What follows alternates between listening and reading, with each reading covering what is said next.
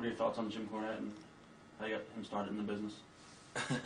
Now, I guess, I don't know if I got Jim Cornette started in the business. I do know that Jim Cornette is a guy. Of course, Jim was from Louisville. Grew up watching our matches every week there. Our matches were not only in Memphis every week, but the same show that aired on a Saturday in Memphis would air the following Saturday in Louisville, and we would have live matches every Tuesday night in Louisville at Louisville Gardens.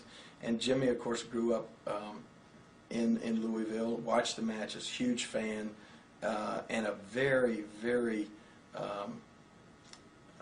serious student of the business. I mean, I think Jim watched sort of like I did, probably from more than just a fan standpoint. He would study and commit to memory interviews and things that he heard and things that he liked or things that he saw that he liked or didn't like.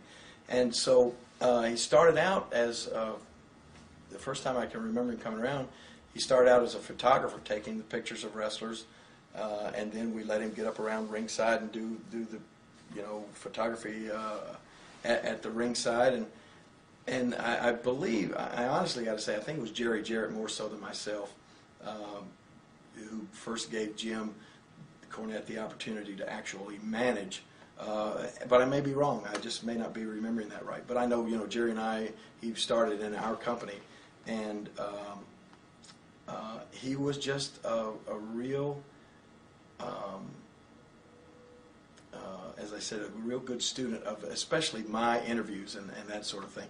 And some, it used to sort of, they say imitation is the sincerest form of flattery, and I was flattered in a sense, but then sometimes it was like, he would go a little bit too far, using my interviews verbatim, word for word, and every line that I would say, he would come back and repeat later on and do, that sort of thing. But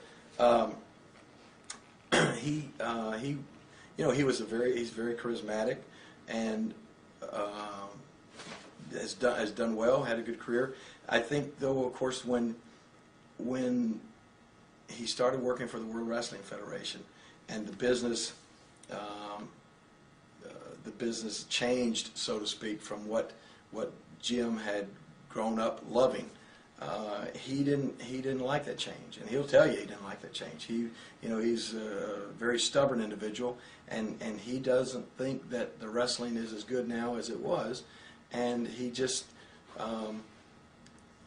he was never one to hide his thoughts, and so he would let it be known at every opportunity that he got to anybody that would listen that he didn't like the current state of wrestling, and I think he was sort of his own worst enemy there in the WWF. That people just kind of got tired of hearing Jim knock the business, and so they found something else for him to do where he wouldn't be around them all the time, where they wouldn't have to listen to that. But now he's got the developmental territory there in Louisville, and I think he really enjoys it because he's getting to.